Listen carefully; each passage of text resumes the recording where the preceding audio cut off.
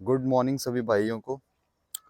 आज की वीडियो में हम डिस्कस करेंगे एसी का जो प्रॉब्लम है ना स्कोडा की गाड़ियों के साथ, चाहे कुशाक हो, चाहे हो आपकी स्लाविया, और वो इवन वोक्सवैगन की गाड़ियों के साथ भी। देखो, मेरे को ना कमेंट्स में बहुत सारे लोगों ने एसी के इशू के बारे में पूछा था, और वैसे भी इन जनरल काफ़ी लोग ना मेरे से इसके एसी के परफॉर्मेंस को लेके, और या फिर एसी में कोई इशू तो नहीं आया उसको लेके बात करते रहते हैं। तो मैंने इस इशू के बारे में थोड़ा पढ़ा, थोड़ी रिसर्च की। हालांकि मेरी गाड़ी में मुझे कुछ फील नहीं हुआ है अभी इशू एसी का। तो जब मैंने इसके बारे में थोड़ा पढ़ा और यूट्यूब पे वीडियोस देखी, नेट पे थोड़ा रिसर्च की, तो मुझे पता लगा कि ये तो एक जेन्युइनली एक प्रॉब्लम थी स्कोडा कुशाक में या स्कोडा की गाड़ियों में, जो एसी ट्रिप होने का जो इशू था। तो मुझे लगा कि इसको एड्रेस करना चाहिए और इसके बारे में वीडियो बनानी चाहिए। अब जो ये इशू था ना, इसमें होता क्या था कि कंप्रेसर ना बार बार ट्रिप करता था गाड़ी का। तो कंप्रेसर अगर ट्रिप करेगा तो एसी हो जाएगा बंद। और ये जो प्रॉब्लम थी ज़्यादातर 1.0 टीएसआई इंजन में आती थी, स्पेशली जिनमें टॉर्क कन्वर्टर है, उन इंजन्स में ज़्यादा प्रॉब्लम आती थी। तो और ये प्रॉब्लम भी कहाँ पे आती थी? बम्पर टू बम्पर ट्रैफिक में, हाईवे पे नहीं आती थी, क्योंकि बम्पर टू बम्पर ट्रैफिक में गाड़ी का जो आरपीएम है वो अप डाउन होता था, तो उससे ये जो प्रॉब्लम है ज़्यादातर बम्पर टू बम्पर ट्रैफिक में आती थी।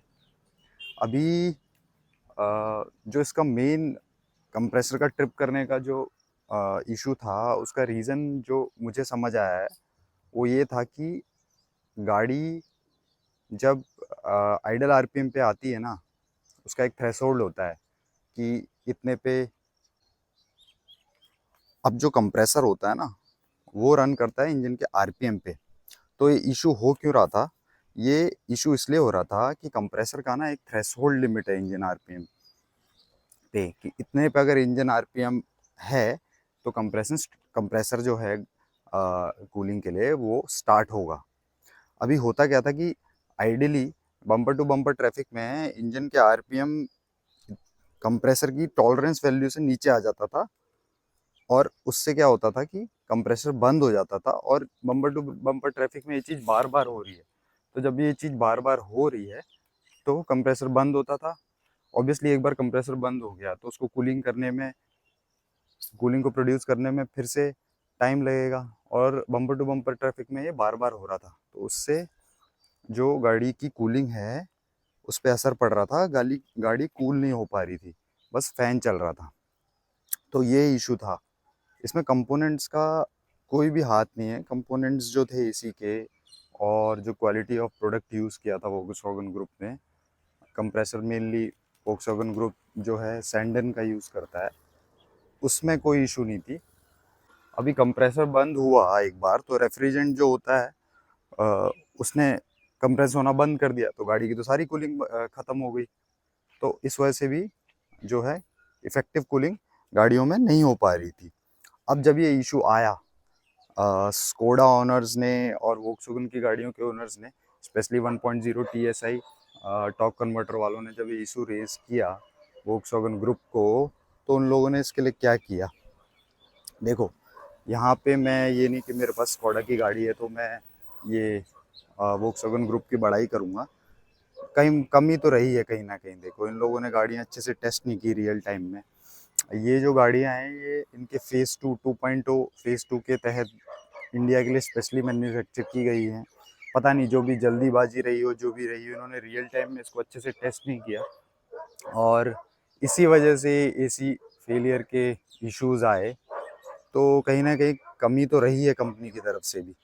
बट इसमें एक अच्छी चीज़ ये है कि इन्होंने ना इसको रिजॉल्व किया। अब इन्होंने क्या किया कि देखो, रिकॉल तो इन्होंने नहीं किया क्योंकि ना यहाँ पे कंपोनेंट का तो कोई इशू था ही नहीं। जो सैंडन के कंप्रेसर टॉप नॉच क्वालिटी के यूज़ हो रहे हैं इन गाड़ियों में, उनमें कोई इशू था ही नहीं। ये इशू था, आप बोल सकते हो, एल्गोरिदम को उनको ठीक करना था। तो ये जो इशू था ये कंपोनेंट फेलियर का तो था नहीं, इसमें उनको एल्गोरिदम चेंज करनी थी। तो नॉर्मली जो जर्मन गाड़ियाँ होती हैं उनमें होता क्या है कि दो कंप्यूटर्स यूज़ होते हैं गाड़ी में। एक तो ईसीएम होता है जो ड्राइव और इंजन से रिलेटेड चीज़ों को कंट्रोल करता है, और दूसरा होता है अपना बीसीएम, बोर्ड कंट्रोल मॉड्यूल। और इसी की एल्गोरिदम्स ना इन सब चीज़ों को, कंप्रेसर से रिलेटेड और भी कई सारी चीज़ों को कंट्रोल करती है।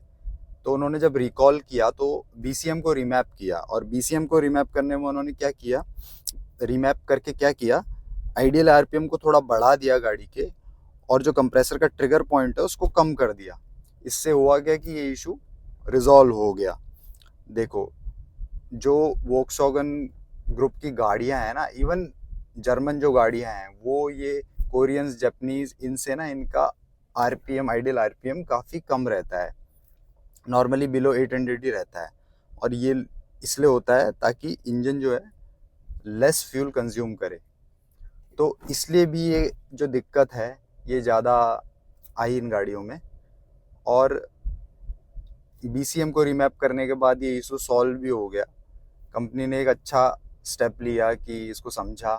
हालांकि उन्हीं लोगों की गलती है कि एक्सटेंसिवली गाड़ी को लॉन्च करने से पहले उन लोगों ने इस चीज़ पे अच्छे से, मतलब इसको टेस्ट नहीं किया गाड़ी को, बट उसको बाद में सॉल्व भी किया। और मेरे ख्याल से ना ये जो इशू था एसी का, ये कंप्रेसर का ट्रिप करने वाला, ये 2021 और 22 के मिड तक की मैन्युफैक्चर्ड गाड़ियों में शायद ज़्यादा आया है। हो सकता है मैं गलत भी हूँ। और मेरी जो गाड़ी 2023 की है, अभी 23 की जून की मैन्युफैक्चर्ड है, उसमें ये इशू मुझे तो अभी तक फील नहीं हुआ। इसका एसी ना देखो, एवरेज है इस गाड़ी का एसी, बहुत अच्छा नहीं है। मेरी पुरानी सेंट्रो थी, उसमें इससे ज़्यादा इफेक्टिव एसी था। इफेक्टिव इन द सेंस अच्छा है, कूलिंग करता है, बट बहुत जैसे जो अपना हुंडई की गाड़ियों के एसीज रहते हैं ना, उतना ज़्यादा नहीं है, लेकिन अच्छा है, मतलब ठीक ठाक है, बहुत ज़्यादा इम्प्रेसिव नहीं है। बाकी अभी मुझे और टेस्ट करना बाकी है। तो दोस्तों यही थी पूरी कहानी। यही था कि एसी में जो भी इश्यूज आ रहे थे वोक्सवैगन ग्रुप की गाड़ियों में और स्कोडा की गाड़ियों में, सेम ही गाड़ियाँ हैं, तो बहुत सारे लोग पूछ रहे थे, तो मैंने सोचा कि इसके बारे में पढ़ के थोड़ा एक वीडियो बनाऊं। आप लोग भी जिनको इश्यूज आए हैं वो कमेंट में शेयर करना कि उनको क्या इश्यूज आए और उनको कंपनी ने किस तरह से रिजॉल्व किया, रिजॉल्व हुए भी कि नहीं हुए, नहीं हुए तो वो क्या क्या प्रॉब्लम्स फेस कर रहे हैं, कंपनी का उसके तरफ क्या रवैया है। आई एम श्योर कि कंपनी ने अच्छे से उसको लुकआउट तो किया ही होगा। और वीडियो अगर अच्छी लगी हो तो सब्सक्राइब करो यार, चैनल को सब्सक्राइब कोई कर नहीं रहा है। काफ़ी लोग वीडियोस देख रहे हैं बट सब्सक्राइब नहीं कर रहे हैं, तो अच्छे लगे तो प्लीज़ सब्सक्राइब करो। Thank you so much video देखने के लिए, आप सभी का बहुत बहुत धन्यवाद। जय बजरंगबली। Thank you.